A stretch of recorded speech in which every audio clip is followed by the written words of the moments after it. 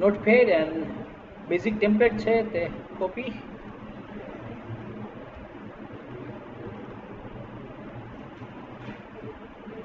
Type casting and constant બંનેમાં લઈ લઈએ કોન્સ્ટન્ટ્સ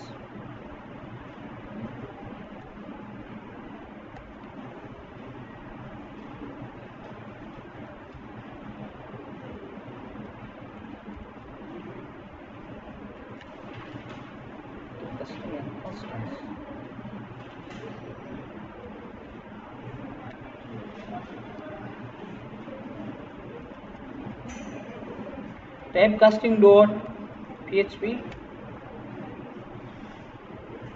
save and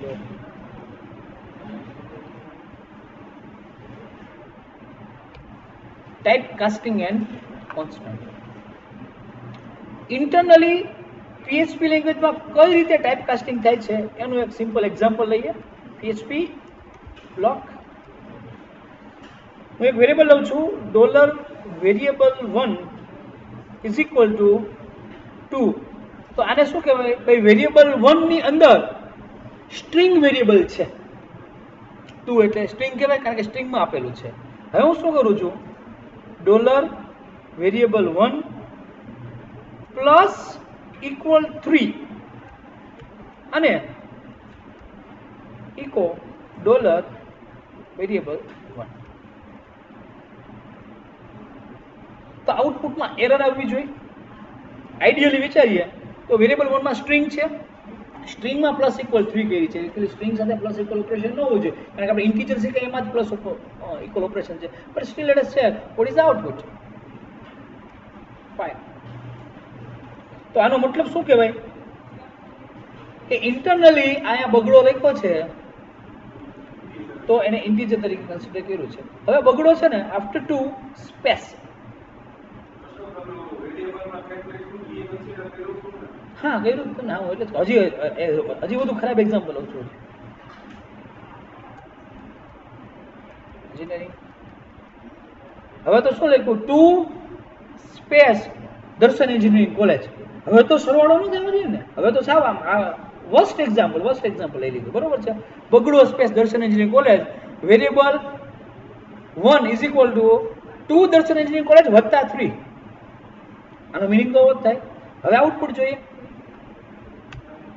તો આવી ફાઇલ બેડ પ્રોગ્રામિંગ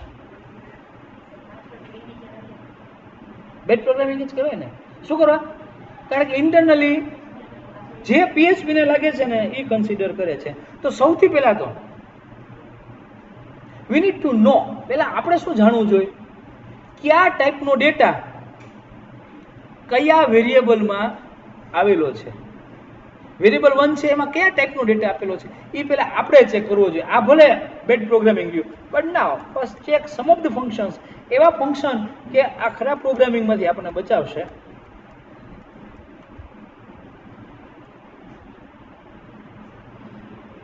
એક નવો વેરિયેબલ લઈ લઈએ આ હું કોમેન્ટ કરી નાખું છું જો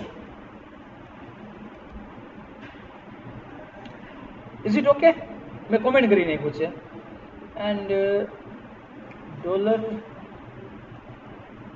$variable2 is equal to $variable1 plus 3 એટલે આઉટપુટ શું આવશે વેરિયેબલ 2 માં 5 કારણ કે હમણાં જોયું ખોટું આઉટપુટ 5 છે એ આપે છે તો આમ લોજિકલી જુઓ તો વેરિયેબલ 1 કયા ટાઈપનો હોવો જોઈએ સ્ટ્રિંગ ટાઈપનો પણ વેરિયેબલ 2 ની અંદર કેવો આઉટપુટ આવે છે 5 એટલે શું હોવું જોઈએ ઇન્ટીજર તો આપણે શું કરીએ simple get type is a function કે જે વેરિયેબલ આપો છો એનો ટાઈપ તમને રિટર્ન કરે છે અને પ્રિન્ટ કરે છે and just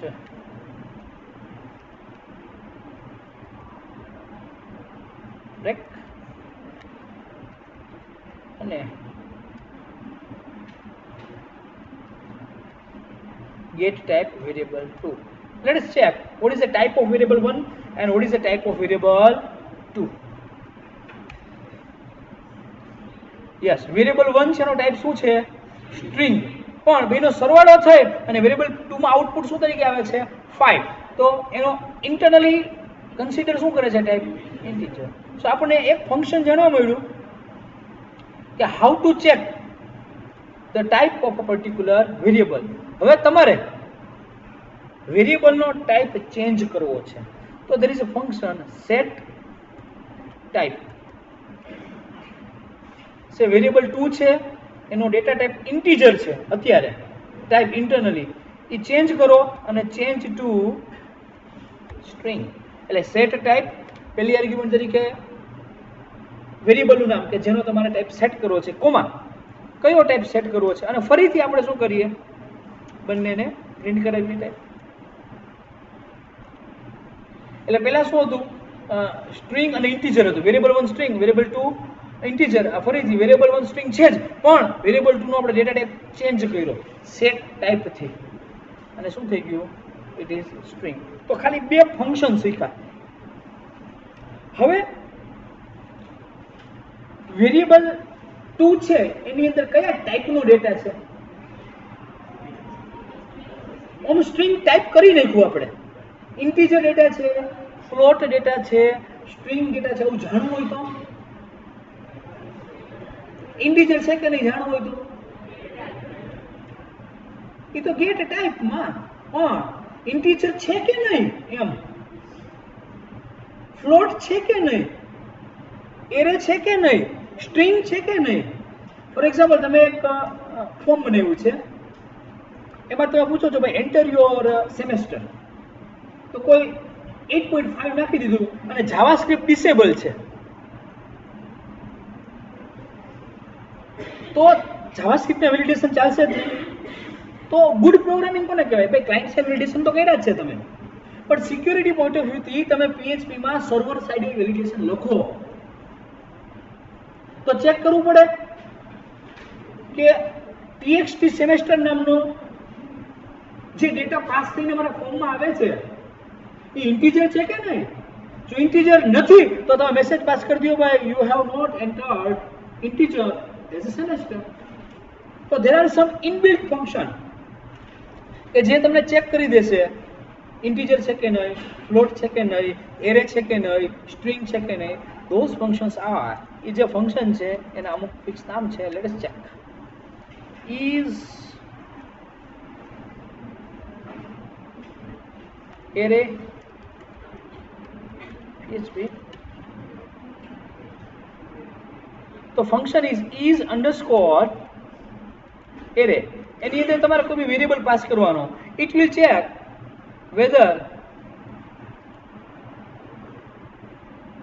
the variable 1 is array or not. Variable 1 array છે નથી તો is array માં કાંઈ જ નહીં આવે, કારણ કે ફોલ્સ રિટર્ન કરે છે. ફોલ્સ આવે એટલે નલ રિટર્ન થાય છે. સેમ આવા કયા કયા ફંક્શન છે? સો just copy and paste.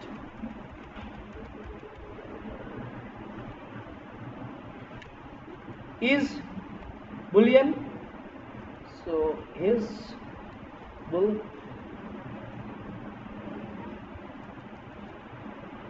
is float, any value float છે કે નહીં.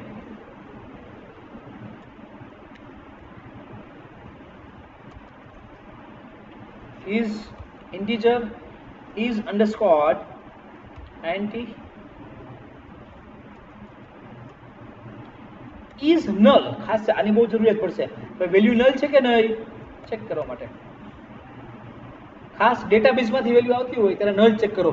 પછી જે કમ્પલસરી ફિલ્ડ છે, સપોઝ કે સ્ટુડન્ટનું નામ કમ્પલસરી છે, હવે એમાં નલ વેલ્યુ ન જઈ શકે, તો ઇન્સર્ટ કરતા પહેલા ચેક કરો whether the student name which you are inserting is null or not. So is underscore null અને પછી એ વેરિયેબલનું નામ તમારે નાખવાનું.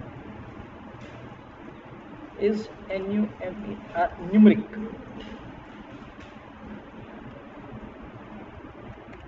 Numeric is string.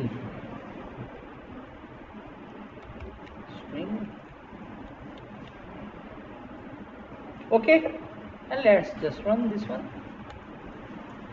આ સ્ટ્રિંગ 1 છે, વેરિયેબલ 1. વેરિયેબલ 1 એરે છે નહીં તો કાંઈ જ નલ રિટર્ન કર્યું. બુલમાં નલ રિટર્ન, ફ્લોટમાં નલ, ઇન્ટીજરમાં નલ, ઇઝ નલ ના નલ નથી એની વેલ્યુ, ઇઝ ન્યુમેરિક નથી, બટ ઇઝ સ્ટ્રિંગ.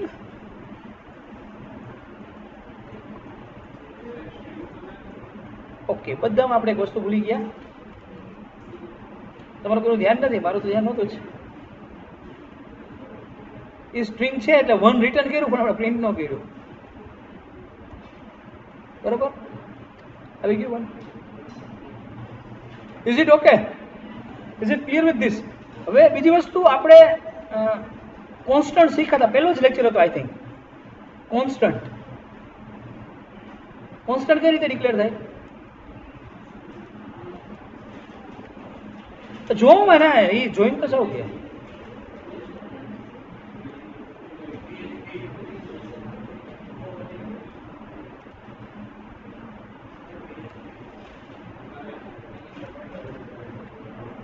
સપોઝ એક મેં વેરિયેબલ લઈ લીધો, આ વેરિયેબલની વેલ્યુ છે 180. કોન્સ્ટન્ટ લેવો હોય તો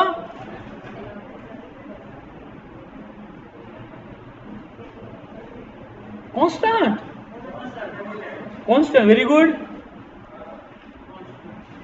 હેરવીનો ઝાપટ માર.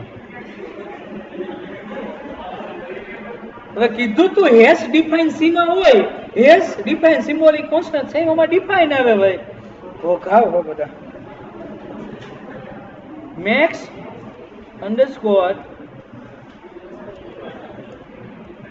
વિડ્થ ડિફાઇન, પછી કોન્સ્ટન્ટ નું નામ અને એની value. Suppose 180 and also a string નથી, this is new. બરોબર? હવે હું શું કરું છું? પ્રિન્ટ કરું છું max underscore width. આઉટપુટ શું આવશે? 180. આઉટપુટ આવી ગયું 180. So this is value of constant. તો કોન્સ્ટન્ટ કઈ રીતે ડિક્લેર કરે? ડિફાઇન બ્રેકેટમાં ડબલ ઇન્વર્ટેડ કોમા કોન્સ્ટન્ટનું નામ કોમા એની વેલ્યુ. હવે હું શું કરું છું? I just increment the value of max in plus equal to 1 અને પાછું હું પ્રિન્ટ કરું છું, બરોબર છે? સો એની વેલ્યુ શું થઈ જશે? 181, બરોબર છે? 180 છે અહીંયા વેલ્યુ. પછી હું શું કરું છું? એક વધારું છું. તો હવે આઉટપુટમાં શું આવશે? બોલો બધા. વેરી ગુડ, ખૂબ સુંદર. કોકાવ એરર આવે. કોન્સ્ટન્ટ છે, કોન્સ્ટન્ટ ની વેલ્યુમાં વધારો કે ઘટાડો ન થાય, કોન્સ્ટન્ટ છે,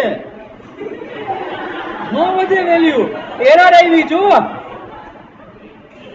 એટલે એક્ઝામ્પલ જો આ વેરિયેબલ છે મેક્સ વિડ્થ, એની વેલ્યુ 180 છે, એમાં એકનો વધારો કરીશ અને હું જો પ્રિન્ટ કરીશ તો 181 આવશે. Are you 181. So you cannot change the value of constant. That is constant. How much constant? So here we are complete the basic concept of different data types and the variables and constants. Let's close the video.